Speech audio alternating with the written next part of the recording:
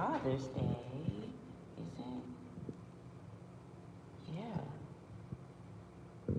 Yeah, it is. Um, so I am actually on my way headed to go to the gym. Um, I really didn't get a lot of sleep. I was trying to go to sleep. I felt tired after I went to go visit a couple of people, and God put some stuff in my spirit about um, not just letting go of people or letting go of situations. Sometimes you have to understand that everybody is not on the same level, and everybody doesn't want the same thing that you want. You know, um, just because you're in a state of true awakening and wanting to hear the truth and to experience the truth and to walk in the truth does not mean that everyone else around you wants that. And as a matter of fact, you'll find out once you start becoming awakened to really self-development and helping yourself, is that when you first start awakening to it, the people around you will not be. They'll be in the same condition as you were, or sometimes even worse once you start opening up and seeing. Um,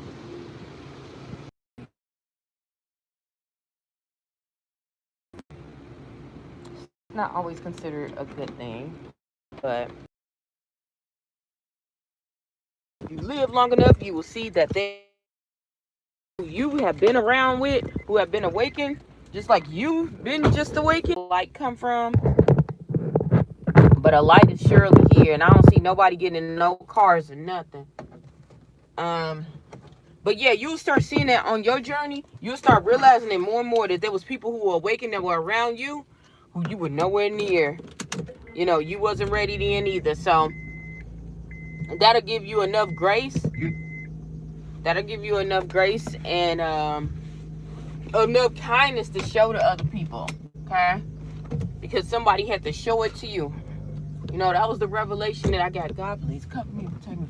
I keep seeing this light filter, and I don't know if am I above a light or what. I thought I was around the exit sign, but not around anything else. They doing a lot of construction in our parking garage, so um, they closed off the 4th to the 6th floors of the parking garage, which is cool by me because yeah, it's cool by me.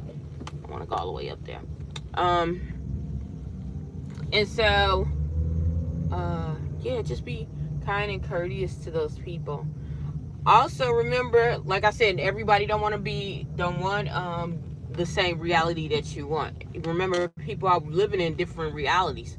We always say that it's a real reality and a fake reality, but there's many realities that we live in between, and nobody lives in the 100% truth.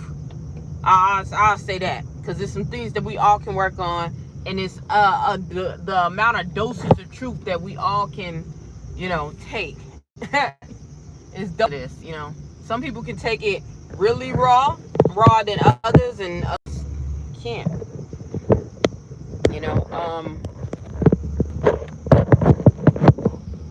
So yeah. And also understand that once you see that reality, that's what's requiring the separation. When you see a different reality than somebody else, that's requiring the separation, okay? And if you stay around anybody who has a different reality than you long enough, either it's going to change you or it's going to change them, okay? You're going to fall into one of those other realities, okay?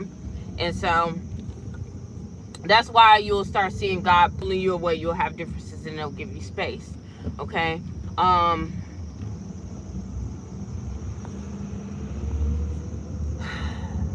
So I had to learn that yesterday. Prime example, I use this was itching. They talking about this is not itching here. This here kind of itch. It definitely does. I had to do some things to it. Prime example of this was listening to a lady who I love listening to her stories about her struggles, and when she had her issues at life. It's called CC Reacts.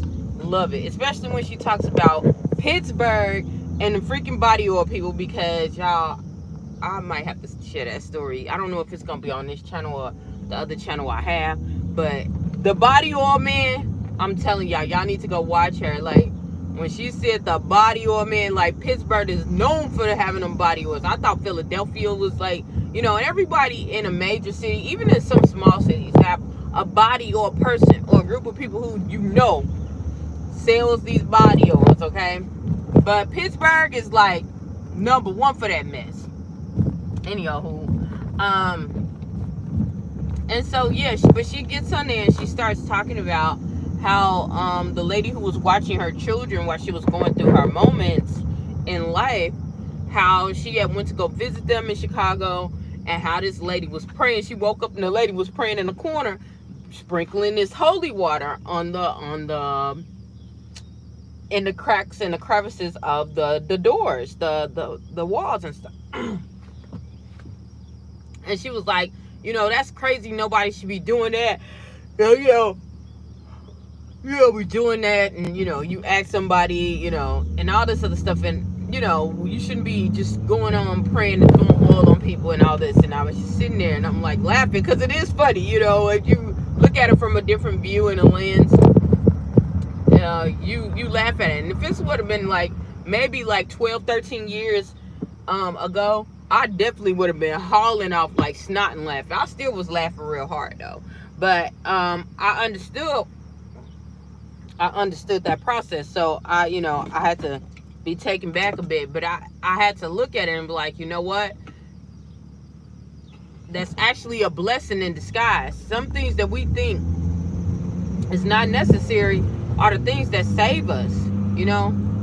I'm sure, I am 1,000% sure, you know, had that woman not been praying and doing what she was doing in you know, for them kids and doing in the house, that, you know, speaking in tongues and blessing her house and blessing them kids, you know, from, you know, praying over them from against wickedness, things would have been happening. You know, things would have been happening. And, you know, a lot of people take for granted that they have people who are spiritual, who pray for them, who cover them as they're going about their day, until something really drastic happens. That's when they go to them. You know, they go to the spiritual person. They ask them all them questions. And then when they feel like they've been healed or they've been covered, they get up and they leave. You know, instead of, you know, saying, well, this can happen again. Let me get myself together. Let me be prepared. Just like you paying your rent. You always make sure you got your money so you can pay your rent or pay your mortgage. That's the same way you should do with your spiritual life. But a lot of people don't get that. They always looking on the outside stuff. So, you know, I get it, cool, whatever. But a lot of people take that for granted. They take things for granted that way. And so that was another thing that I learned, and how you shouldn't take that personal. But also, I'm not gonna say don't pray for people, but ask God, you know, to open your eyes and to ask him, what do he want you to pray about them for? What do he want you to give to them? What do you want? Because sometimes God don't even want you to bless certain people. He wants them to find out for themselves so that they can have an open heart and come and learn. Okay?